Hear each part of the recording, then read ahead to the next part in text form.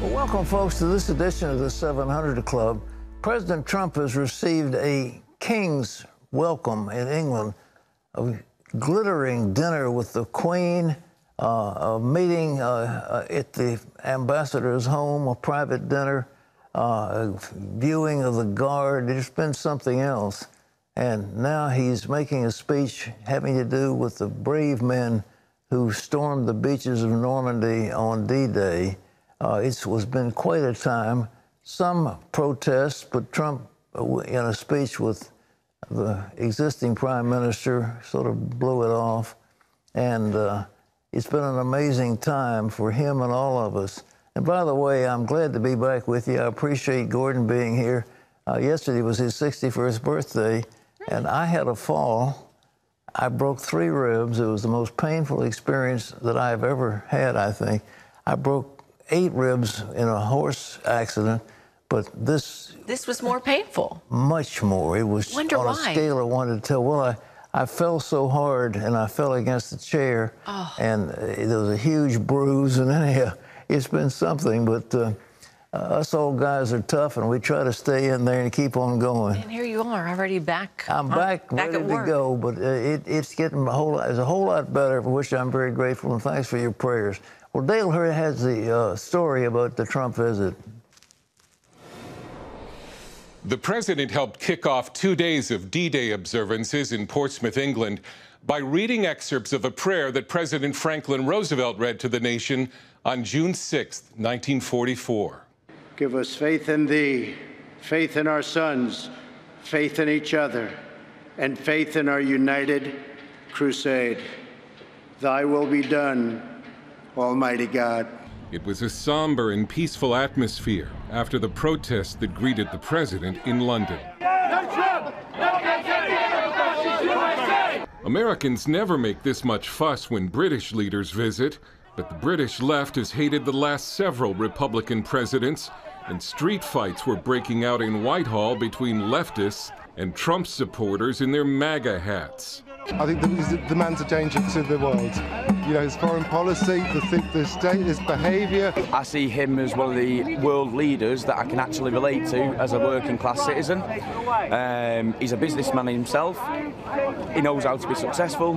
He knows what he wants, and he speaks the truth. While the London police had their hands full, the president was smoothing over his past criticism of Prime Minister Theresa May, expressing thanks for his royal welcome from the Queen. It was very, very special. And the president tried to compliment May over her failed attempts to secure a Brexit deal, which has led to her planned resignation as prime minister in a few days. I would have sued and settled, maybe. Perhaps you won't be given the credit that you deserve. Trump said Britain and the U.S. would be able to strike a phenomenal trade deal once the U.K. has left the EU. It's the greatest alliance the world has ever known. Trump praised conservative lawmaker Boris Johnson, who's campaigning to replace May as leader of the Tory party. He also met with Brexit Party leader Nigel Farage, who may also run for prime minister. But he turned down a requested meeting from Labour Party leader Jeremy Corbyn and hit back at one of his most vocal critics, London Mayor Sadiq Khan.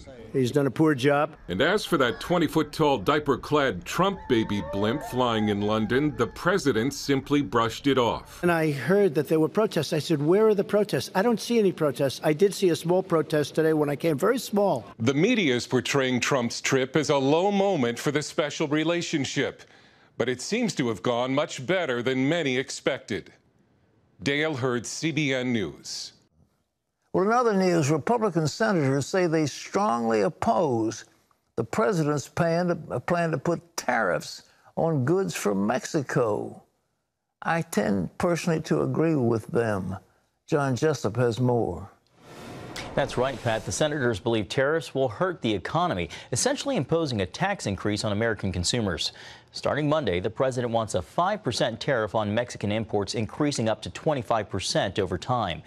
His goal is to spur Mexico into curbing the flow of Central American migrants headed to the U.S. border. Senate Republicans are considering blocking the move and may have a veto-proof majority. The president says they'd be foolish to try to stop him. And, Pat, the administration says Trump's declaration of a national emergency at the border justifies those tariffs.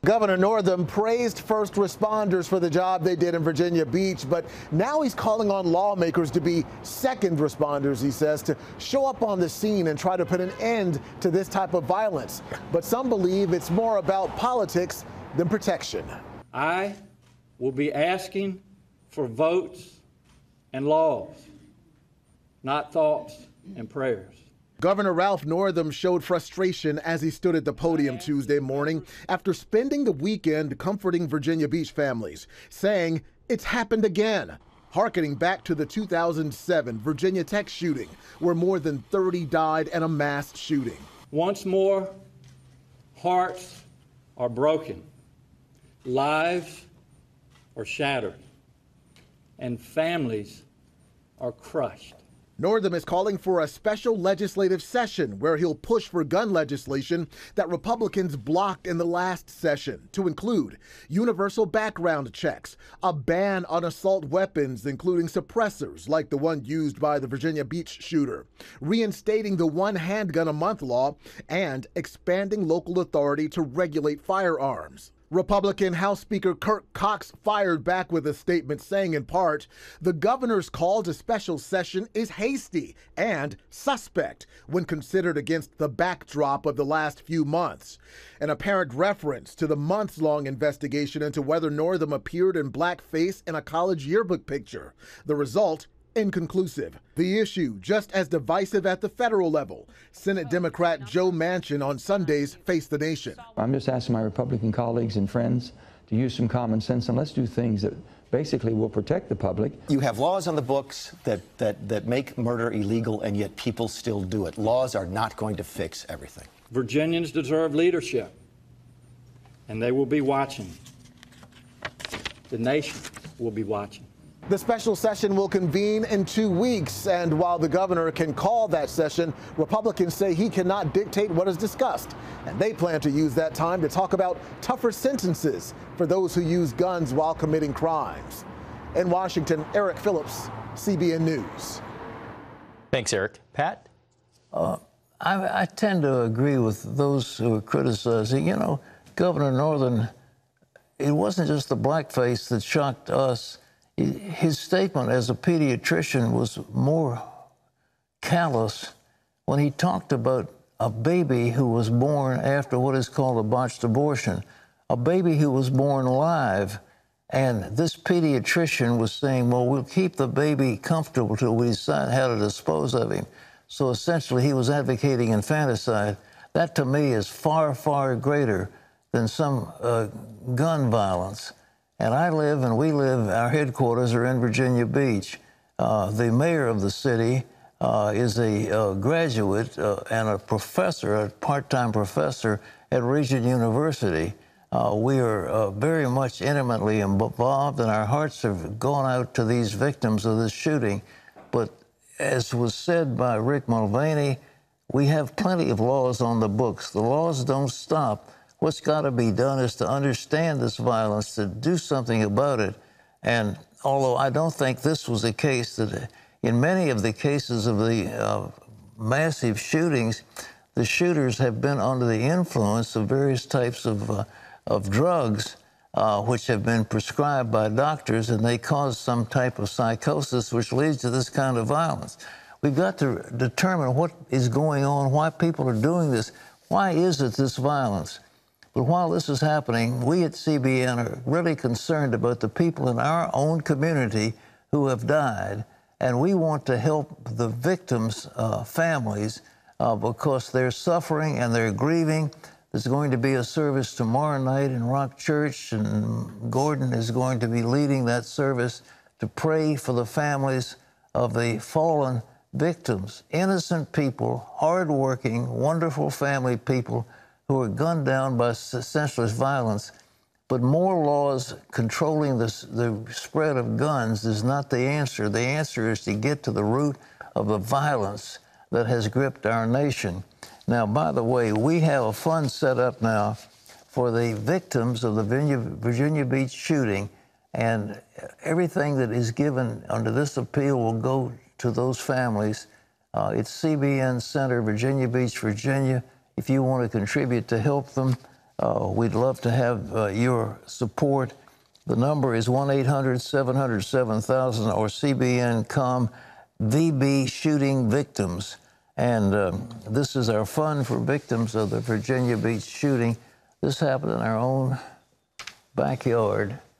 The mayor, Bobby Dyer, is a dear friend and a part-time professor of a number of years at Regent University. And he's grieved, we're all grieved, at the death of these marvelous people who were shot down by an angry former employee of the Public Works Department of the city of Virginia Beach. Well, apparently he still had his badge. He was still actually employed and had given his 2 weeks notice, yeah. His 2 weeks notice. And I read the resignation notice. It was very short and sweet and professional. And they wrote him back and said, we hope you'll change your mind. And then he goes in the next day. Bad guys are always going to get guns, no matter where.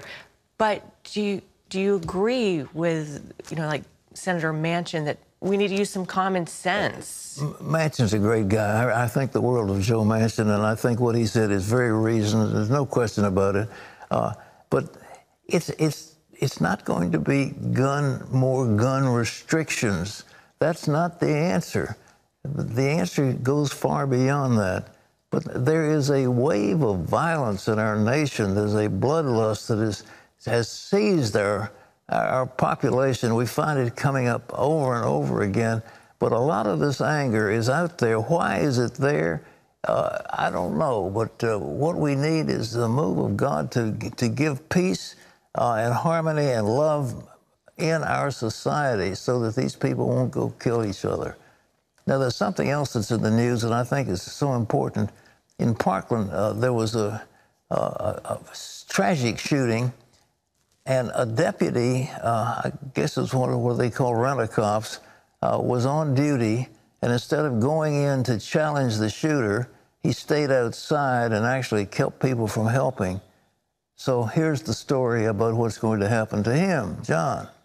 That is right, Pat. That Florida sheriff's deputy who failed to engage the suspect in last year's deadly Parkland school shooting is facing 11 criminal charges, including child neglect, culpable negligence, and perjury. Authorities arrested Scott Peterson Tuesday. The former Broward County Sheriff's deputy was employed as the school resource officer when a gunman went on a rampage, killing 17 students inside the school. Video shows Peterson standing outside the building but never going in. He says he thought the shots were coming from outside. Some of the victims' parents applauded the arrest. Peterson could face nearly 100 years in prison. Well, hundreds gathered on Capitol Hill Tuesday to mark one of the deadliest days in world history. Paul Strand was there for a rally commemorating the Tiananmen Square massacre 30 years ago this week. As President Nixon and the U.S. opened up China more in the 1970s and 80s, there was great hope that maybe they were going to come around.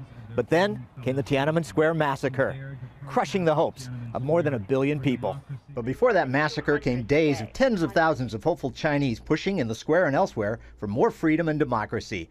Marion Smith of the Victims of Communism Memorial Foundation. It was a wave that was spread throughout China in the spring of '89. It's a wave that we also saw in Europe that same year.